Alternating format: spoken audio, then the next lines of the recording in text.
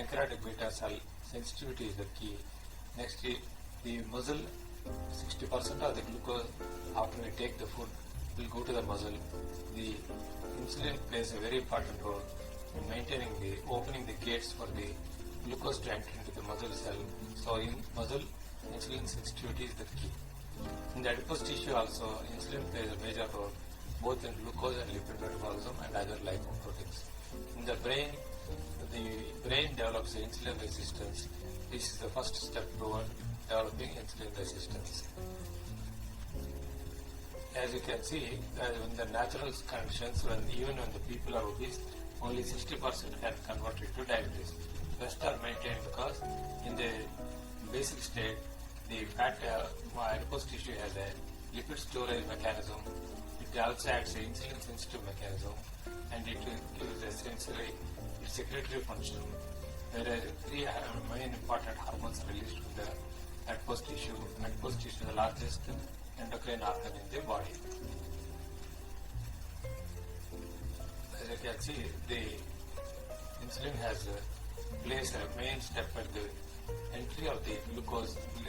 GLU24 transporter is maintained by the insulin needs a receptor, insulin receptor protein, which has a major role on AKT and PD3, which maintains the glucose metabolism as well as cholesterol metabolism.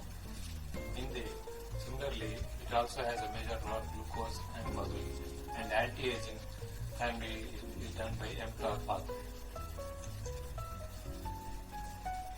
This is the natural, even though obese, but macrophage is M2. Inflammation is a major part of developing diabetes and also cardiovascular disease. Once the macrophage converts into M2 to M1, it releases important cytokines like tumor necrosis factor and IL-6, and all these play a major role in developing cardiovascular disease like coronary disease. So glucose is a substrate by which you can convert and get triglycerides, can be converted HDL, can be converted LDL, can be converted ketones, or can be converted to cholesterol. So just by taking high glycemic foods, there can be an increase in LDL, increase in triglycerides, increase in cholesterol because of the formation of acetyl-CoA with glycerol with combining with free fatty acid.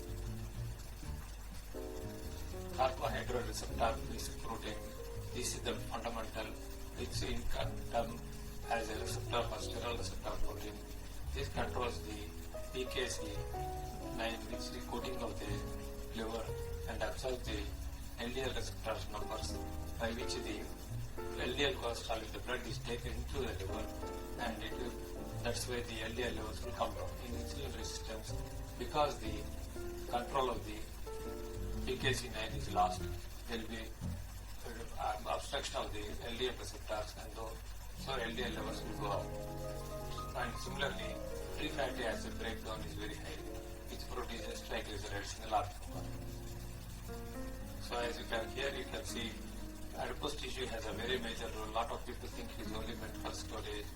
Produces a hormone called leptin, and it also produces our vascular VEGF, and adiponectin is a very important hormone that is produced by the adipose tissue.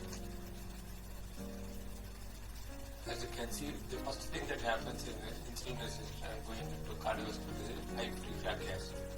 High free fatty acids in turn stimulate the carbohydrate receptor, which in turn impacts the steroid receptor protein and interferes with the LDL and HDL reesterification, and so HDL levels will come down, LDL levels will go up, and triglycerides are increased. Insulin can present only as a high triglyceridemia. It can present only as a low HDL, which is called as isolated lipotoxicity, or it can present as a very high glycemia. So it can present both as glucotoxicity and it can present as lipotoxicity. Insulin resistance, the basic problem is the hepatic glucose production is stopped, which is controlled by the insulin is lost. So 24/7 will be having high blood sugar. This high blood sugar along with the high triglycerides that causes increase in free fatty acids. This interferes with the cardiovascular disease and progresses the accelerates the atherosclerosis. pulmonary artery gland disease, they are present with a low HDL, high triglycerides, but the blood sugar will be normal, HbA1c will be normal. So till the end, patient gets acute MI or failure, or a brain stroke, or peripheral vascular disease, the fasting blood sugar and HbA1c will be normal. So believing on only HbA1c is a